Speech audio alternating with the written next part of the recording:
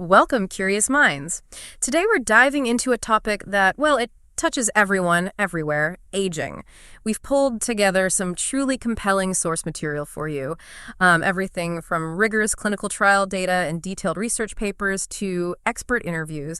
And they're all exploring this unique dietary approach that might just influence how we age and maybe dramatically reduce our risk for certain diseases.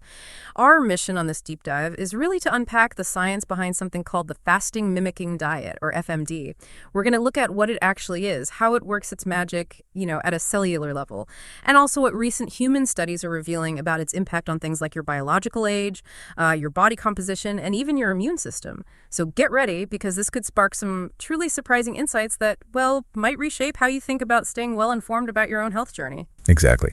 What we're diving into today is essentially it's a way to tap into some really old biological processes. Think primal survival mechanisms, really, but used to give us modern health benefits. We're going to pull together all the evidence, look at what it means for your aging markers and disease risk, and then consider the bigger picture for long-term health and, longevity. Okay, so let's start right at the beginning then. When many of you hear fasting, you probably picture, water-only fast or maybe chronic calorie restriction. But the FMD is different, right? How exactly is it different? What sets it apart? Yeah, you've hit on a crucial point there. The fasting mimicking diet is it's a carefully designed, plant-based, low-calorie, low-protein dietary intervention. And importantly, you only follow it for 5 days. After that, you just go back to your normal way of eating. Now, that's profoundly different from chronic caloric restriction, or CR. CR means, continuously eating very little for extended periods, months, years even. And that can lead to significant, sometimes problematic weight loss, dropping BMI maybe too low. And honestly, it's just not sustainable for most people long term. The whole idea, the core concept with FMD is to get those powerful benefits of fasting, but without that constant draining burden or the risks that come with, chronic deprivation. Right, so it's the short burst that makes the difference. Exactly. And what's truly ingenious here is the cycling aspect. That's key. These periodic FMD cycles, followed by periods of normal eating, they're absolutely essential. They trigger these, incredible breakdown processes that actively target dysfunctional cells in your body, like a cleanup crew. Then, during the refeeding phase, your body shifts into this powerful regenerative mode, generating new, more functional cells. It's not about continuous scarcity. It's about structured, intentional periods of deep cellular rest and then, crucially, renewal. That idea of structured renewal, I like that. It's almost like hitting a biological reset button, isn't it? So diving deeper into that, reprogramming you called it, how exactly does this specific diet trick the body into thinking it's starving? And what incredible cellular shifts actually happen when it does? Yeah, it's quite remarkable, really. On a cellular level, FMD works by basically nudging your body into a temporary metabolic state. It starts burning ketone bodies and fatty acids for fuel rather than its usual preference for glucose. Then when you refeed, that's when it stimulates stem cells in various organs, essentially helping to rebuild parts of your system that might have, let's say, shrunk or been cleared out during the FMD phase. It also seems to significantly reduce inflammation. It acts like a really smart cleanup crew, actively recognizing and clearing away cellular damage. A smart cleanup crew. Okay.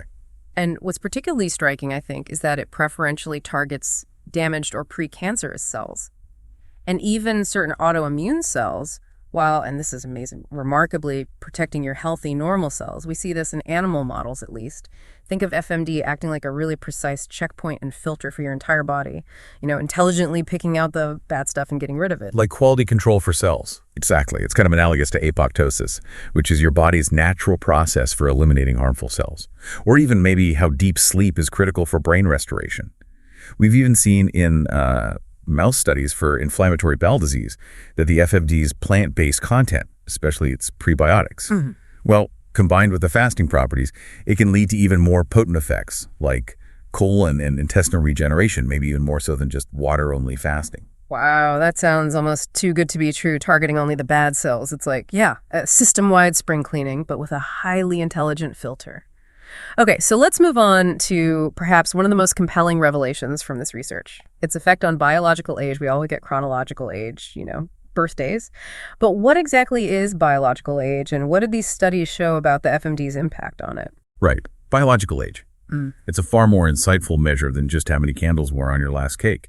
It's a metric that's highly predictive of your risk for disease and even mortality, how long you might live healthily. It takes a whole panel of your clinical chemistry, biomarkers, things like albumin levels, C-reactive protein, which indicates inflammation, HbA1c, that's your average blood sugar, systolic blood pressure, cholesterol, a whole range of things, and it combines them into a single variable. And this variable truly captures the overall level and, importantly, the rate at which your whole organism is aging. In many ways, yeah, it's a better predictor of your remaining healthy life expectancy than just your age in years. Okay, that makes sense. So it's a more holistic picture of aging. Exactly. And regarding the FMD's impact, well, 2 significant clinical trials yielded some, frankly, incredible findings. In the first trial, participants who completed 3 FMD cycles saw a median decrease of 2.5 years in their biological age. 2.5 years. And what's truly remarkable, really gets your attention, is that this reduction was completely independent of weight loss. Wait, really? Independent of weight loss? Completely. So even if someone didn't lose a single pound, they could still potentially turn back their biological clock by over 2 years based on these markers. The second trial showed almost identical results, a median decrease of 2.7 years. And when researchers pooled the samples from both trials, so that's 86 participants altogether, the median biological age decrease was a very consistent 2.6 years. 2.6 years, that's substantial. But did everyone see this drop, or were there exceptions? That's a fair question. And no, not quite everyone. About 30% in one trial and 21% in the other actually showed a slight increase in biological age. Oh, an increase. How does that work? Well, what's crucial to understand here is who those people were. This was most often observed in individuals who were already very healthy at the start, like people with very low blood pressure or really low C-reactive protein already. So for them, it appears to be more of maybe a normalization, or perhaps what statisticians call a regression toward the mean, rather than a true worsening of their biology. Ah, okay. So if you're already super healthy, there's less room for improvement, maybe. That seems to be the case. The key takeaway, and this is a really powerful insight, I think, is that the greatest benefits were consistently seen in those who are most unhealthy at baseline, which strongly suggests a significant corrective or rejuvenating effect for those who need it most. Right. Targeting the areas with the biggest potential for positive change. So beyond just turning back the clock on biological age, what other, maybe more tangible benefits did these studies uncover? I'm thinking about things we deal with day to day, like metabolic health, or I don't know, our ability to fight off a common cold. Did they see changes there? Absolutely. The studies revealed very concrete system-wide improvements, quite a few actually. First, there was a significant reduction in abdominal and hepatic fat, liver fat. After just 3 FMD cycles, participants saw notable decreases in BMI, yes, but also total body fat, and both subcutaneous fat, the stuff under the skin, and importantly, visceral adipose tissue. That's the dangerous stuff, right? Around the organ. That's the one, the dangerous fat.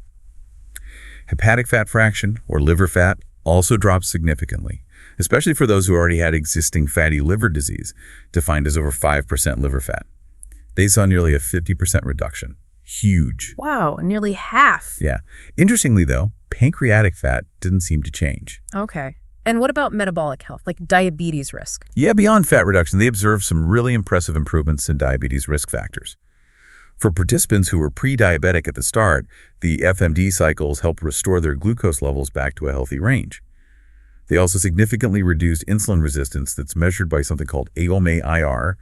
It basically tells you how well your body uses insulin. Right, lower is better. Lower is better, exactly. And it also lowered hemoglobin A1c levels, which gives you that picture of your average blood sugar over the past few months. So multiple markers improving for pre-diabetics. That's big. It is. And this next one is really fascinating for long-term health. There was a clear rejuvenation of the immune profile. FMD cycles actually increased the lymphoid to myeloid ratio. Lymphoid to myeloid ratio. Okay, what does that mean in plain English? Fair enough. You can think of it as your immune system's youth score. A higher ratio generally indicates a younger, more robust, more balanced immune system. This shift helps to counteract something called immunosenescence. Immunosenescence. The aging of the immune system. Precisely. The age-related decline in immune function that makes us more vulnerable to infections as we get older and can even diminish how well vaccines work for us. So seeing this ratio improve is really encouraging.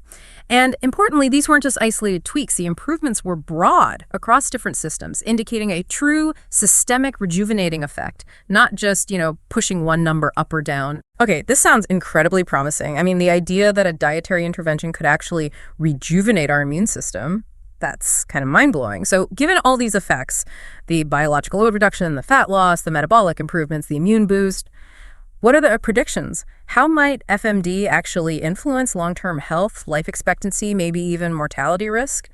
And, on the flip side, are there caveats? Important things our listeners should be aware of. Yeah, the predictions based on these changes are indeed quite compelling, but it's really important to frame them correctly as predictions. So simulations based on these biomarker improvements suggest an increase in predicted median life expectancy. For example, in one trial, the average predicted median life expectancy rose from about 82.9 years to 83.7 years after just those 3 FMD cycles. Almost a full year added, predictively. Predictively, yes. And even more intriguing, perhaps, these simulations suggest that if you were to undertake annual FMD cycles, you could actually decelerate your rate of aging over time. After things stabilize, the model suggests that for every 1 chronological year that passes, your biological age might only increase by about 0.85 years. So you'd be aging slower than the calendar suggests. That's the projection, yes. And this also translates into predicted reductions in 20-year cause-specific mortality risks. For the big conditions we all worry about, heart disease, cancer, stroke, diabetes, the predicted benefits were especially pronounced for participants who are already at risk at baseline. For instance, simulating annual FMD up to age 70 showed the 20-year risk of heart disease mortality potentially being cut almost in half, dropping from a predicted 29.1% down to 15.4%. Wow, nearly cutting it in half. That's a huge potential impact. Huge potential, absolutely. But now, it's crucial we talk about the limitations here. Very important. These are estimated risk reductions and predicted life expectancy increases. They're based on sophisticated models using the biomarker data. They are not directly observed mortality data from these specific studies. That's a key distinction. Right. We haven't actually followed these people for 20, 30, 40 years yet. Exactly. While the biomarker changes are incredibly insightful and promising, we haven't done the decades-long studies to confirm people actually live longer or avoid those diseases at those predicted rates due specifically to FMD. Also, the effects of FMD cycles, while powerful in the short term, may not last indefinitely without continued cycles. Some previous research suggested some effects started to diminish after about 3 months if you didn't do another cycle. So it's likely not a one-and-done fix. Probably not, no. It seems more like periodic maintenance. And the simulations themselves have inherent limitations. They make assumptions about, say, participant compliance over many years, which is always tricky. There's potential volunteer bias, meaning people who sign up for diet studies might already be more health conscious than average. And the models used don't typically account for mortality itself. They assume individuals continue living to experience the risk reduction. That makes sense. You have to make assumptions in any model. What about safety or specific groups? Any concerns there? Generally, FMD was well tolerated in these trials, which involved adults up to age 70. However, more research is definitely needed for specific populations, particularly the very elderly, say over 65 or 70. We need more data on the impact on lean body mass, muscle mass in that group, and also potential interactions with the various medications older adults are often taking. That needs careful study. Good points. And you mentioned it's quite standardized. Yes, and that's sort of by design. The FMD, as developed and studied, is meant to be a standardized approach, almost like a medicine in a box. There's minimal patient-led adjustment, which helps ensure consistency in the clinical trials and likely contributes to the reliable effects seen. Got it.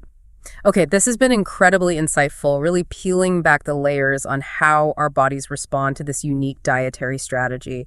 So for our listeners thinking about diet and longevity more generally, how does this FMD concept, especially, given its plant-based foundation, fit into the broader conversation about healthy eating patterns? Yeah, that's a great question. If we connect this to the bigger picture, the fasting mimicking diet aligns beautifully, really, with the core principles of what many researchers now call a longevity diet. What does that mean?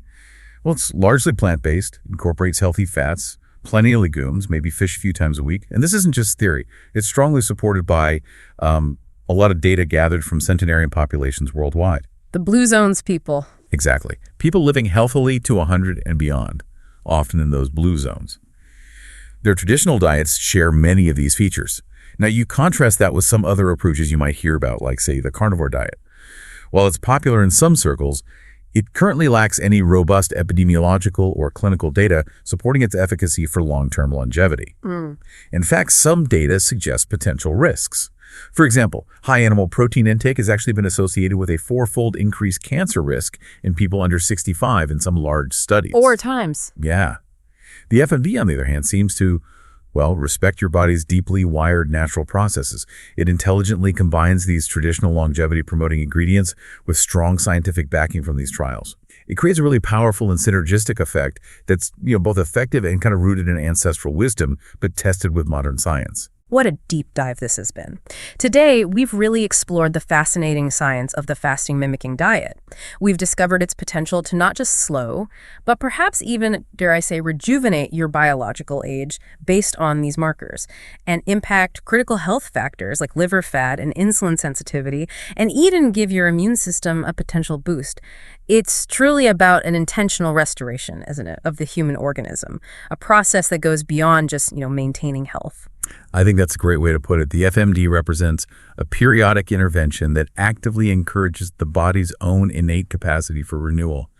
The idea that we can activate these deep-seated cellular repair and regenerative programs through a structured, temporary dietary approach, it offers a powerful new perspective, a perspective on managing disease risk and enhancing not just lifespan, but health span or healthy years. It kind of shifts the paradigm, doesn't it? From just treating illness after it happens to proactively optimizing our fundamental biological processes, almost like performing a periodic system-wide software update for your body. It's a software update for the body. I love that analogy. So this raises a really important question for you, our listener. If our bodies inherently possess this incredible capacity for this kind of restoration and even rejuvenation, how might understanding and maybe incorporating these periodic filtering moments, these FMD-like cycles, change your personal health journey? What might you prioritize differently for your well-being? What new potential could this hold for your future health? And maybe how might it shift your view on proactive self-care versus just reactive healthcare? Lots to think about there. Thank you so much for joining us on this deep dive. Until next time, keep learning, keep questioning, and stay well informed.